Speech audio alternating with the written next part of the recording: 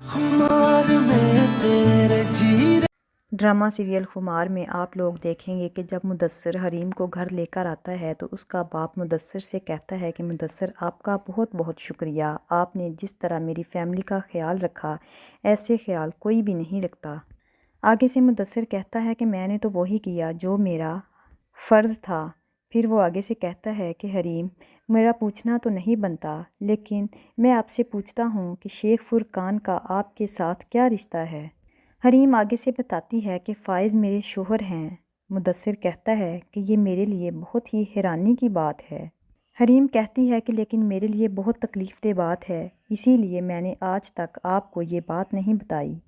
मुदस्सिर ये कहकर चला जाता है कि आप अपना ख्याल रखिए, मैं अब जाता हूँ। हरीम का बाप मुदस्सिर का शुक्रिया अदा करता है और उसे कहता है कि दुनिया में आप जैसे लोग अभी भी हैं। जब हरीम घर से बाहर निकलती थी तो मेरे दिल में 100 तरह के ख्याल आते थे, लेकिन आपसे मिलने के बाद मेरे दिल को इत्मीनान मिल गया है। आगे से मुदस्सिर कहता है कि मुझे खुशी है कि आप मेरे बारे में ऐसा ख्याल करते हैं। अब मैं चलता हूँ, हरीम का ख्याल रखिएगा। इधर लाइबा की माँ लाइबा से कहती है कि बेटा उठो, रात सारी मैं पैकिंग करती रही हूँ, लेकिन तुमने मेरा साथ नहीं दिया। मुझे पता है कि तुम्हारा दुख बहुत बड़ा है। मेरी तरफ देखो, मैं भी तो हिम्मत से काम ले रही हूँ। अगर हम हाथ पर हाथ धरे रख के बैठे रहे तो हमारी मुश्किलात में इजाफ़ा होगा।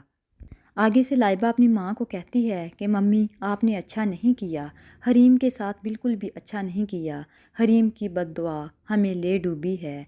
ते लाइबा की माँ कहती है कि बेटा ये वक्त इन बातों का नहीं है, उठो, उठकर पैकिंग करो, नहीं तो हमें टाइम नहीं मिलेगा ये सब समेटने का। लाइबा आगे से कहती है कि मम्मी हम कहाँ जाएंगे। उसकी माँ कहती है कि बेटा फ़िलहाल हमें हमना के घर में जाना है, मेरी रायान से बात हो गई है, वो कहता है कि आप वहाँ चले जाएं। तो लाइबा आगे से कहती है कि रायान भाई किस मुंह से ये बात कर रहे हैं, ये सब कुछ तो उन्हीं का किया धरा है। उसकी माँ आगे से कहती है कि ये रायान का किया धरा नहीं है, बल्कि ये हमना का किया हुआ है। इधर हरीम अपने बाप से कहती है कि लाइबा के साथ जो कुछ हुआ मुझे उसका बहुत अफसोस है। फ़ाइज़ ने गलत फहमी में आकर मेरे साथ जो कुछ किया मैं उसको भूल तो नहीं सकती, लेकिन मुश्किल वक्त में फ़ाइज़ ने जो एहसान हम पर किए मैं उनको भी तो बुला नहीं सकती। मेरा दिल आज भी फ़ाइज़ के लिए साफ़ है। मेरा बस चलता तो मैं लाइबा का घर कभी भी बसने से पहले उजड़ने ना देती। हरीम का बाप कहता है बेटे तुम बिल्कुल ठीक कह रही हो, तुम्हारा असल मुजरम नासिर है। हरीम कहती है कि नासिर को तो मैं कभी भी माफ़ नहीं कर सकती। लाइबा को अभी भी यकीन नहीं आ रहा कि वो घर से जा रही हैं। वो अपनी माँ से कहती है कि माँ क्या ये सच है कि हम इस घर से जा रहे हैं?